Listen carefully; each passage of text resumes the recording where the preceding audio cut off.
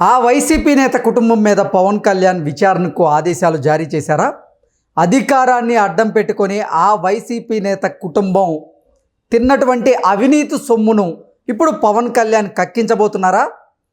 అవినీతికి పాల్పడినందుకు గాను ఆ వైసీపీ నేత కుటుంబం అరెస్ట్ అవ్వడం ఖాయమా అంటే అవును అనేటువంటి సమాధానం ఇస్తున్నారు కొంతమంది రాజకీయ విశ్లేషకులు. ఈ నేపథ్యంలోనే ఇంతకీ ఆ వైసీపీ నేత ఎవరు, ఆయన చేసినటువంటి అవకతవకలు ఏంటి, ఆయన మీద పవన్ కళ్యాణ్ ఎందుకు విచారణకు ఆదేశాలు జారీ చేశారు అనేది పూర్తి స్థాయిలో మనం విశ్లేషణ చేసుకునేటువంటి ప్రయత్నం చేద్దాం. ప్రస్తుతం మనతో పాటున్నారు ప్రముఖ రాజకీయ విశ్లేషకులు, ప్రముఖ సీనియర్ జర్నలిస్ట్ దుర్గా వడ్లమణి గారు. వారితో మాట్లాడదాం. దుర్గా నమస్తే అండి. నమస్తే అండి. ఆ వైసీపీ నేత కుటుంబం మీద పవన్ కళ్యాణ్ గారు విచారణకు ఆదేశాలు జారీ చేసినట్లుగా ఆ వైసీపీ నేత కుటుంబం ఇక అరెస్ట్ అవ్వడం ఖాయం అన్నట్లుగా ఒక వార్త సోషల్ మీడియాలో చక్కర్లు కొడుతూ ఉంది. ఇంతకీ ఆ వైసీపీ నేత ఎవరు, అధికారాన్ని అడ్డం పెట్టుకొని ఆ వైసీపీ నేత ఏ అవినీతికి పాల్పడ్డారు, ఆయన తిన్నటువంటి అవినీతి సొమ్మును ఇప్పుడు పవన్ కళ్యాణ్ కక్కిస్తున్నారా లేదా అంటే ఏం చెప్తారు? ఏమండి, ఇప్పుడు ఒక అవినీతి చేస్తే అయ్యో ఇది పాపం ఏదో చేశాడు అనుకుంటాం మనం. మొత్తం రాష్ట్రంలో సగభాగమో ముప్పావు భాగమో వాళ్ళ నేత తినేశాడు, దాంట్లో సగం ఈయన తినేశాడు. ఈ వ్యక్తి గురించి మీకు ఈ పాటికి అర్థం అవ్వాలి. ఆయన లేకుండా పాపం జగన్మోహన్ రెడ్డి ఉండేవాడు కాదు. అలాంటిది ఆయన తప్పించాడు, కోఆర్డినేటర్గా ఇప్పుడు పెట్టాడు మళ్ళా. వాళ్ళ పార్టీ కోఆర్డినేటర్ కదా రాష్ట్రానికి. సో ఇంకెవరో మీకు అర్థం అవ్వాలి. సకల శాఖ మాత్యులుగా పనిచేసి ప్రధాన సలహాదారుగా ఉండి ఈరోజు రాష్ట్ర కోఆర్డినేటర్గా ఉన్న పెద్ద మనిషి ఇంకెవరు, మన సజ్జల రామకృష్ణారెడ్డి గారు. నేనేమి అవినీతి చేయలేదు అని బుకాయిస్తున్నాడు.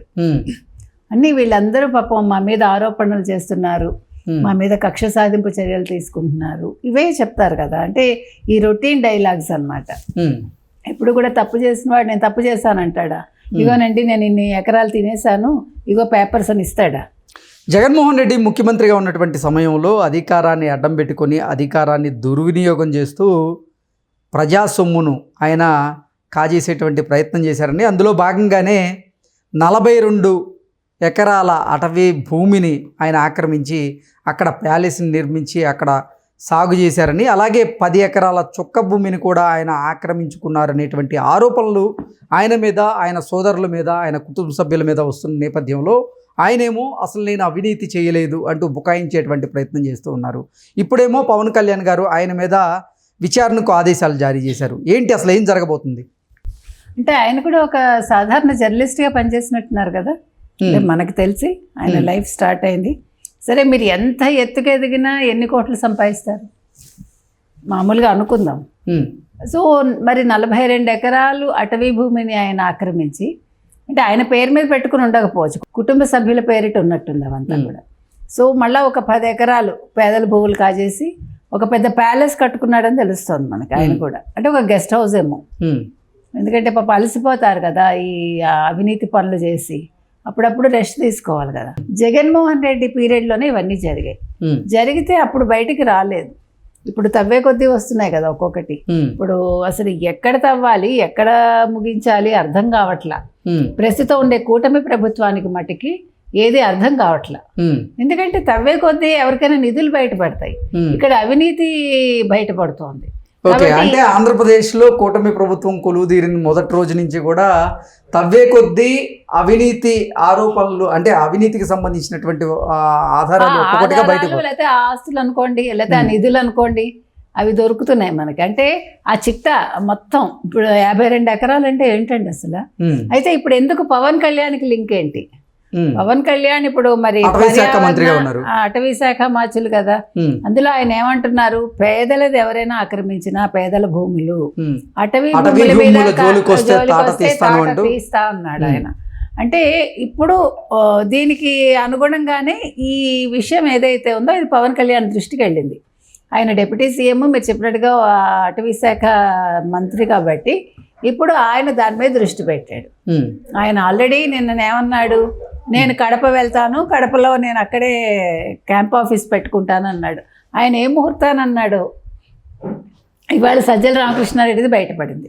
అది కూడా ఎక్కడ, కడపకు దగ్గరలోనే కదా ఈ అటవీ భూములు కాజేసింది. కాబట్టి ఆయన నిజంగా ఆయన అన్నది అదే చేస్తే బెటర్ అండి. బికాజ్ ఇప్పుడు ఈ కబ్జాలు చేసిన వాళ్ళు లేదు ఇవన్నీ ఆక్రమించిన వాళ్ళు ఎక్కువ చుట్టుపక్కల ఉండేవే కదా. కాబట్టి ఫస్ట్ ఆయన కడపలో ఉండి వీళ్ళందరినీ సరిచేసి ఈ చుక్కల భూములు ఏవైతే ఉన్నాయో ఈ 10 ఎకరాలు చుక్కల భూములు, 42 ఎకరాలు అటవీకి సంబంధించిన భూములు, వీటన్నింటినీ వాళ్ళు స్వాధీనం చేసుకుని వీళ్ళందరినీ అరెస్ట్ చేయాలి. మీరు చెప్పినట్టుగా అరెస్ట్ చేసి వెంటనే బెయిల్ వచ్చేయకూడదు. అటవీ భూములకు సంబంధించి అయితే చట్టాలు వేరేగా ఉండొచ్చు. They may not come out immediately, అదొకటి ఉంటుంది. కాబట్టి దాని ప్రకారం వీళ్ళని అరెస్ట్ చేయాలి. ఏదో అరెస్ట్ చేసామా వెంటనే వాళ్ళు బెయిల్ మీద వచ్చేసారా పూచీకత్తు మీద అని ఉండకూడదు. ఆ భయం రావాలి. ఇప్పుడు భయం రావట్లేదండి అపోజిషన్కి.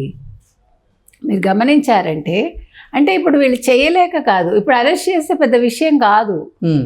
మీకు అర్థమైందా? అరెస్ట్ చేస్తారు టపటప, ఏమవుతుంది వాళ్ళు టపటప బయటకు వస్తారు. అది కాదు కదా, వాళ్ళు అక్కడ ఉండగలగాలి. వాళ్ళు ఉండగలగాలి, అట్ ద సేమ్ టైం వాళ్ళు అనుభవించాలి బాధ ఏంటి అనేది. అది జరగట్లే. ఇంకా ఇప్పుడు నిన్న మనం చెప్పుకున్నట్టు ఇప్పుడు జగన్మోహన్ రెడ్డిని అరెస్ట్ చేయాల్సిన పనే లేదు నన్ను అడిగితే. ఎందుకంటే ఇప్పుడు యాదవ్ కులంలో ముసలం పుట్టినట్టు వైసీపీలో ఉండే ముసలం ఇప్పుడు చుట్టూ ఉండే ఆ 11 మంది ఇప్పుడు ఆల్రెడీ వాళ్ళందరూ కూడా చాలా అసంతృప్తితో ఉన్నారు కదా. ఇప్పుడు వాళ్ళందరి మీద అవినీతి ఆరోపణలు బయటకు వస్తున్నాయి. సో వాళ్ళే తిరగబడచ్చు, కార్యకర్తలే తిరగబడచ్చు జగన్మోహన్ రెడ్డి మీద. జగన్మోహన్ రెడ్డికి ప్రత్యేకంగా చంద్రబాబు నాయుడు అరెస్ట్ చేయించాలో మరొకళ్ళు అరెస్ట్ చేయించాలో అవసరం లేదు. అవునా కదా? కాబట్టి ఇవాళ ఈ సజ్జల రామకృష్ణారెడ్డి అన్నవాడు బుకాయిస్తున్నాడు, నాకేం సంబంధం లేదు, నేనేమి అవినీతి చేయలేదు అంటే చూపించి కాగితాలు.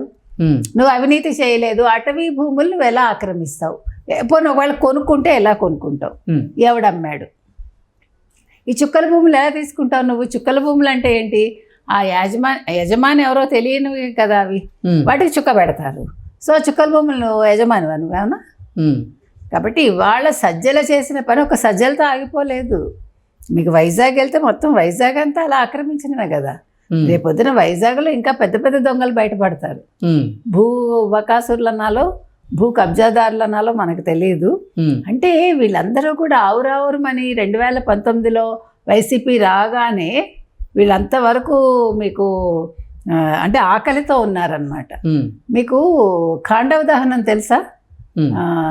ఇప్పుడు భారతంలో వస్తుంది ఖాండవ దహనం అని ఒకటి. అంటే ఒక బ్రాహ్మడు వస్తాడు, వచ్చి నాకు నేను ఇందులో అంతా కూడా అందులో ఈ ఏమంటారు మూలికలకు సంబంధించిన చెట్లు ఉంటాయి. అతను అగ్నిదేవుడు అనమాట. అతనికి అజీర్తి చేసి ఖాండవ దహనాన్ని చేస్తాడు. చేసినప్పుడు అతను శ్రీకృష్ణుని అర్జునుడిని వాళ్ళని వేడుకుంటాడు, మీరు నాకు అంటే సహాయం చేయండి అని. అది ఖాండవ దహనం, అదొక చాప్టర్ ఉంటుంది మనకి. అట్లాగే వీళ్ళందరూ కూడా ఆకలితో అలమటించారు, అది నేను చెప్పొచ్చేది. ఆకలితో అలమటించి ఇప్పుడు అజీర్తితో చచ్చిపోతున్నారు ఒక్కొక్కరు వైసీపీ వాళ్ళు. అంటే అవినీతి ఆకలా లేకపోతే నిజంగా ఆకలే? అది నిజం ఆకలి అయితే ఎందుకు? నిజం ఆకలి అయితే మనం 2 ముద్దలు తింటే మనకు కడుపు నిండిపోతుంది. ఇప్పుడు ప్రపంచంలో ఎవరికైనా చాలు అని చెప్పేది కడుపు నిండా అన్నం తిన్నాకే కదా చాలు అంటాడు. ఇంకా దేనికి చాలు అంటాడా? అన్నాడు కదా. అన్నానికి ఒక డబ్బులు తినలేరు కదా, ఇక్కడ డబ్బులు తినలేరు కదా. కానీ అది ఆ బుద్ధి అంటే మనిషి అయితే జ్ఞానం బుద్ధి ఉంటుంది, వాళ్ళు మనుషులు కాదు కదా. అందుకని వాడికి ఎంత తిన్నా దాహం తీరదు. అంటే ఎంత ఆక్యుపై చేసినా, ఎంత భూమిని ఆక్రమించినా, ఎంత డబ్బులు దొంగతనంగా సంపాదించినా లేదా మోసం చేసినా కూడా అది ఆగదండి. అది ప్రపంచంలో ఎవరికైనా అంతే. ఒకసారి అవినీతికి అలవాటు పడ్డవాడు, ఒకసారి పక్కవాడిని మోసం చేయడం మొదలుపెట్టిన వాడు ఆగడు. కాబట్టి ఇప్పుడు వైసీపీ వాళ్ళందరూ అదే కోవలో ఉన్నారు.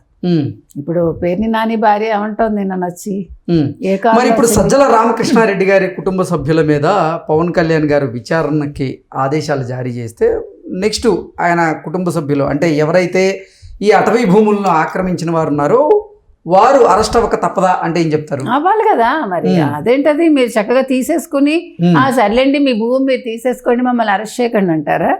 అనుభవించేసి మీరు భలే చెప్తున్నారు. అంటే చేయొద్దంటారా మీరు చేయమంటారా? నేను మిమ్మల్ని అడుగుతున్నా. చెయ్యాలి, ఖచ్చితంగా చెయ్యాలి. చేయకపోతే ఎట్లాగా? ఎవడికి వాడు మేము తినేస్తాము మీరు మమ్మల్ని ఏం చేయకండి మేము అమాయకులం అంటే మరి అసలైన అంటే అమాయకులు కాని వాళ్ళు ఎవరు? అసలైన మాయకులు ఎవరో పట్టుకోవాలి కదా. సో ఇప్పుడు ఈ మాయకులందరి లిస్టు బయటకు వస్తుంది. ఇప్పుడు పవన్ కళ్యాణ్ అసలే ఆవేశం అంటారు కదా, ఆవేశం ఇక్కడితో ఆగదు. Okay, thank you so much.